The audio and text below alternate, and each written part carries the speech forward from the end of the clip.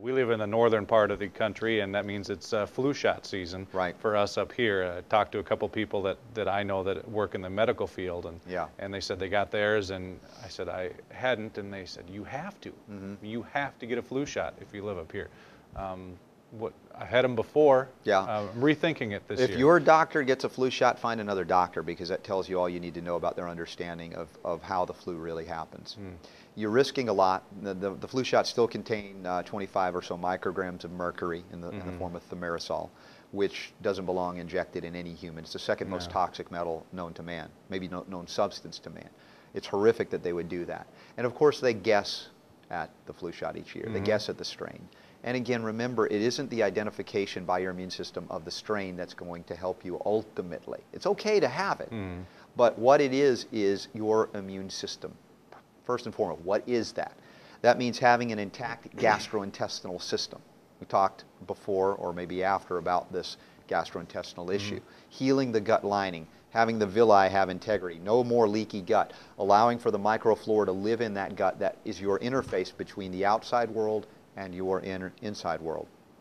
And in this way, you now have a normal resilience and, how would we say, defense, because the mucous membranes of the nose, even in the eyes, the saliva in the mouth, the sinus cavity, the ear, all of these have a protective barrier or mechanism where the virus can never really do much to you unless it has a way to go through, right? If you have the gastroesophageal issues, inflammation, injuries to the lining, any kind of microbial imbalance where you don't have the good flora present, now you have access for the viral particles to now go into areas of the body that normally they wouldn't interact. Your immune system can't readily interact, and now they replicate, creating what they call infection. Now, even in those cases, most people are healthy enough to beat it back. It's brutal, it's no fun, but if we utilize silver, if we utilize oil of oregano, if we utilize any number of botanicals, if we increase our selenium, vitamin C, any number of things that can help us with the immune system, echinacea, these are classic. We get through it. But the thing is, the people that don't get through it, or that get through it and then succumb later, are the people that also have the intestinal problem as well as the liver.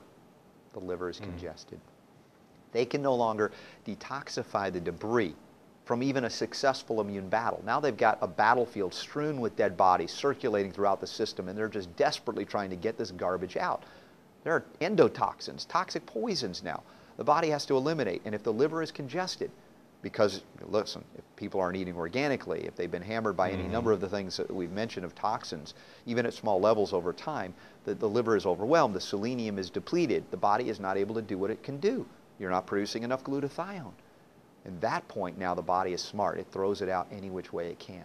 And one of the easiest escape routes for people is through the respiratory system, the pulmonary system, the lungs. And now you start seeing fluid, mucus, and debris being dumped into the lungs where you're coughing it out. And if the people are weak and deficient, like those with chronic illnesses, remember the people that die of the flu or the secondary complication already had pre-existing immune deficiencies. They don't recognize liver congestion like I do.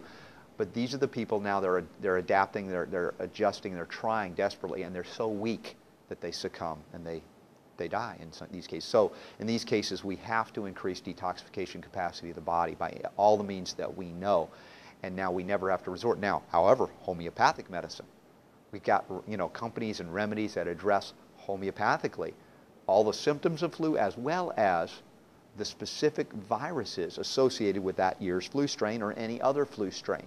And you can take those orally with no risk of toxicity, no risk of getting the flu or other things, like they've also talked about some aluminum in there as well. If you get a flu shot 5 years in a row, there's reports now that say you have a 10 times increased risk of Alzheimer's disease, which is huge.